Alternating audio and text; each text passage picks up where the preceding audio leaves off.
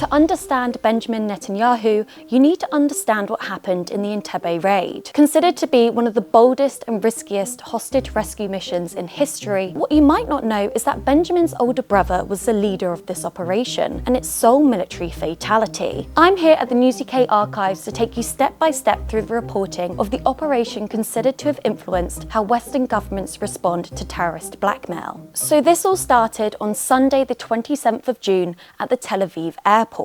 Passengers for Air France Flight 139 were told that their plane would take a stopover in Athens, a detour from the original route to Paris. With everyone on board, the plane set off for Greece and landed in the city after noon. Among the new passengers boarding in Athens were 4 individuals, who, unbeknown to everyone else, were about to hijack the plane. The story gets picked up in the UK. As you can read here in the Times, hijacked jet flies with 70 Israelis to Uganda. The Radical Popular Front for the Liberation of Palestine claimed responsibility for the air piracy. The number of plane hijackings had actually rocketed in number at that time, since Israel's victory of the Six-Day War in 1967, as Palestinian and pro-Palestinian terror groups would use plane hijackings as a means to try and gain leverage on Israel and to try and promote their cause globally. And in 1972, the Munich Olympic massacre took place. This is where 8 Palestinian terrorists invaded the Olympic Village, killing 2 members of the Israeli team and then taking the other 9 hostage. All of the hostages and 5 of their captors were killed in a failed rescue attempt,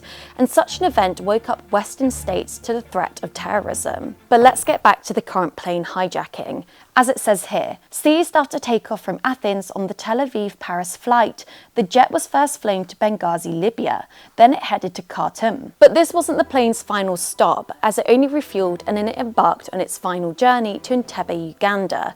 And when it arrived, it was met by President Idi Amin, who started to negotiate with the terrorists. The drama at Entebbe began a few hours before dawn today, when the Air France jet, which had taken off earlier from Benghazi, was refused permission to land at Khartoum and instead flew south to Entebbe. It was not clear whether the hijackers chose Entebbe because it was the only airport within range or because they had no clear plan. Now, this is an important bit here because for many at the time, President Idi Amin claimed that he let the plane land there for humanitarian reasons.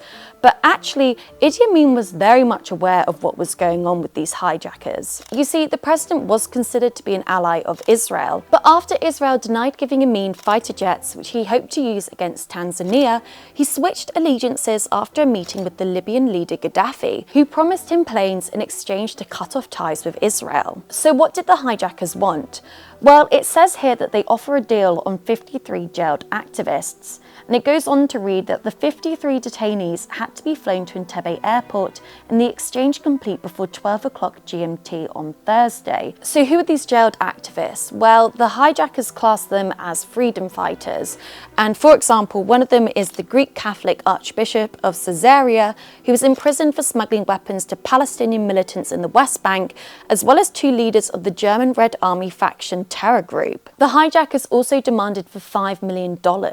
And if their demands weren't met, it says here that the penalties were not defined, but the hijackers said previously they would blow up the aircraft and captives if anyone tried to interfere. But then the next day, some of the hostages are released. The pro-Palestinian hijackers, who seized an Air France airliner over the Mediterranean on Sunday, released 47 women, children and infirm from their 250 or so hostages at Entebbe airport today, after an appeal from President Amin of Uganda for this humanitarian gesture. However, it does go on to say this: if their orders were ignored, the aircraft and all the hostages would be blown up. So we're now at a point where there's only hours to go until the hijackers' deadline will come to an end. And it's also become known that for the remaining 200 or so hostages, the Israelis and several non-Israeli Jews have been separated from the others. So as you can imagine, the situation was really tense. So what did Israel decide to do? Israel agrees to negotiate as hijackers free 100 hostages. Israel's cabinet yesterday agreed to negotiate with the pro-Palestinian gunmen still holding 100 Israelis or Jews hostage at Entebbe airport, Uganda. Another 100 passengers from the hijacked Air France Airbus were released shortly after news of the Israeli decision was made known. So we're at a point now where it looks as though Israel is going to negotiate with the hijackers and release these 53 prisoners. But this is where everything turns on its head, as actually Operation Operation Thunderbolt is underway. And this is where Benjamin Netanyahu's older brother comes into play. You see, Yonatan Netanyahu was the commander of the elite Israeli commando unit, and they were considered to be the world's best secret hostage rescue and counter-terrorism specialist team at the time. And it had become apparent to them, as well as the Israeli government, that President Amin had been colluding with the hijackers. For example, some reports suggest that Amin saw the hijacking as an opportunity to win a Nobel Peace Prize, acting as a mediator between the two sides. So how were they going to rescue the hostages? Well, the plan was to try and fly a plane into Uganda, but the main problem here is that they'd have to refuel at some point, otherwise they wouldn't be able to get back to Israel.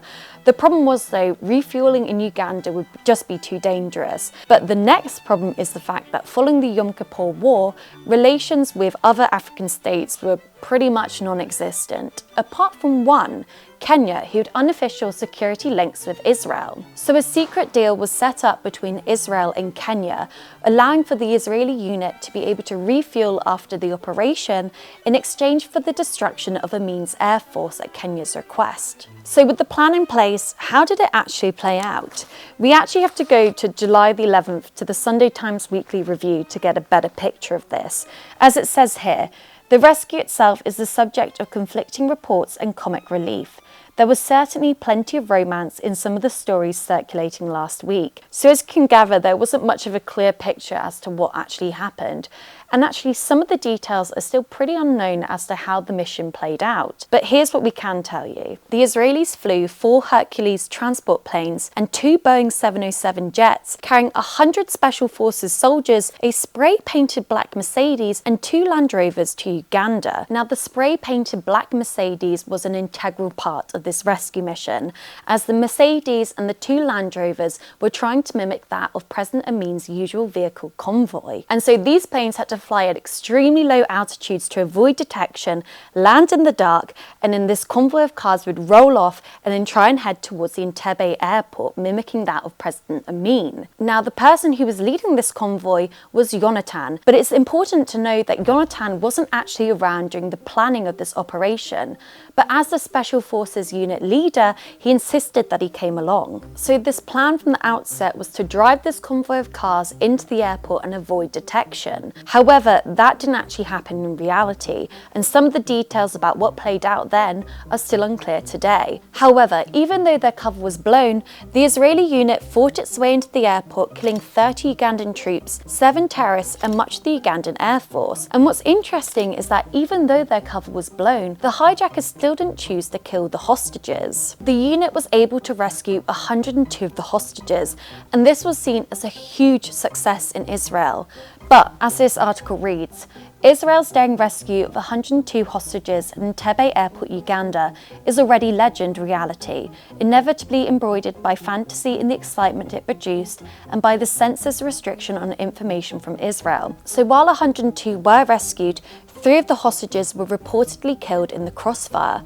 For example, one of the hostages' family was told that their son had died of an asthma attack, but in reality, he had accidentally been killed by Israeli bullets. And for Yonatan, it was reported that he died within minutes of the first Hercules plane landing. These weren't the only casualties, as one of the hostages, Dora Block, had been left in a Ugandan hospital after the rescue mission had left. It was later reported that President Amin had taken out his revenge on Dora, and she was brutally murdered. Many ethnic Kenyans were also killed by President Amin, and it was reported that more than 3,000 Kenyans fled from Uganda. So what lasting impact did the Entebbe raid have? Well, for example, Palestinian terror groups have not used plane hijacking since, and the Palestinian Liberation Organization several years later renounced the armed struggle. Operation Thunderbolt is also believed to have influenced Western governments to conclude that negotiating with terrorists was not the correct political response. And as for Israel's current-day Prime Minister, well, Yonatan became an Israeli national hero overnight, and some believe that his legacy policy aided the political career of Benjamin. Some also believe that the Entebbe raid strategy